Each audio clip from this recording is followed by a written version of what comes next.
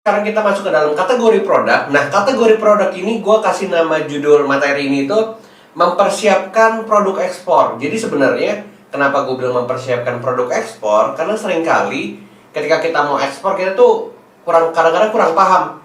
Ya kita kan udah tahu nih, oh produk ini bisa contohnya kentang gitu ya. Terus pertanyaan selanjutnya adalah, kok kentang kering bisa diekspor nggak? Kok benih kentang bisa nggak? Kok kentang goreng bisa nggak? Dan lain sebagainya.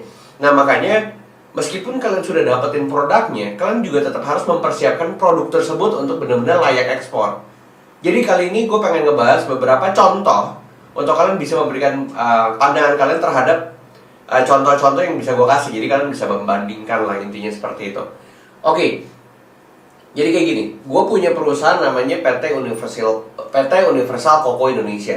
Nah, PT Universal Cocoa Indonesia itu adalah perusahaan eksportir kelapa. Nah, yang gue ekspor bukan kelapa butir. Kan pertanyaan orang gini, kok kelapa butir bisa diekspor nggak? Kok cocoa fiber bisa diekspor nggak? Dan lain sebagainya. Makanya gue bilang, ketika udah dapat produk juga tetap harus benar-benar kita bisa breakdown dulu nih produk-produknya, kita siapin dan lain sebagainya. Di Universal Cocoa, gue benar-benar berfokus kepada kelapa dan turunannya.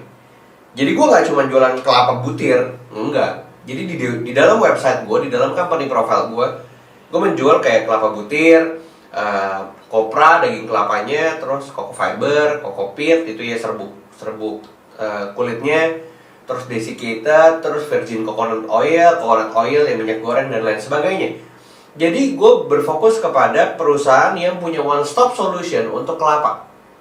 Tapi kalau misalnya teman-teman yang pengen misalnya contoh ekspor buah gitu ya, jadi dalam arti kalian pengen menjadi sebuah perusahaan yang one stop solution untuk buah, ya kelapa masuk di dalamnya, tapi kelapa buah.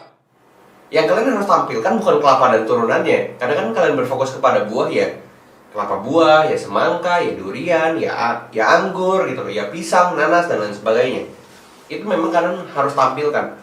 Jadi menurut gua, fokus tetap satu nggak apa-apa, tapi minimal company profile dan katalog kalian tuh ada beberapa segmentasi produk lainnya. Tapi yang gue selalu bilang gini, gampangnya, cari produk yang kalian mau ekspor tuh sama teman-teman ya. Jadi kalau misalnya durian, kan buah ya. Durian ya berarti ya nanas, ada pisang. Kalau misalnya ikan, ya ikan ada udang, ada kepiting, ya kan teman-temannya. Nah, nanti gue akan kasih link di materi ini. Gue pengen ngasih contoh ya. Ada satu perusahaan di Mora Baru, perusahaan eksportir, salah satu eksportir paling besar untuk seafood, khususnya ikan. Nah, kalau ikan ini kan yang tadi gue bilang, ada orang yang memang ekspornya ikan, kepiting, udang, dan lain sebagainya. Nama perusahaan ini adalah PT Pahala Bahari Nusantara. Di sini dia hanya berfokus kepada ekspor ikan tuna. Yes. Nah, pertanyaannya adalah, kalau ekspor ikan tuna satu doang gimana? Kan kata Ko Juli jangan satu doang. Ya gue bilang, kalau kalian mau fokusnya sama satu, kalian cari turunannya. Makanya di PT Pahala Bahari Nusantara, produknya nggak cuma frozen fish, nggak cuma ditangkap terus dibekuin terus dikirim, enggak. Tapi dia ada namanya loin. Jadi loin itu benar-benar dikupas dagingnya, kepalanya dipotong, terus badannya, terus buntutnya dan lain sebagainya. Jadi dia menjadi sebuah perusahaan yang spesialis di dalam ekspor tuna. Tapi ada lagi di Surabaya, namanya PT Bumi Menara Internusa. Yang gue bilang, ekspornya juga sama ekspor ikan, tapi nggak cuma tuna dan turunannya, tapi dia seluruh seafood, ikan, udang, terus ada oktopus, squid gitu ya, misalnya cumi, gurita, kepiting dan lain sebagainya. Jadi tergantung nih, kalian mau berfokus kepada satu produk dan turunannya, atau kalian mau berfokus kepada kategori produknya. Jadi menurut gua, ketika kalian udah dapat satu produk, tetap kalian harus siapkan itu.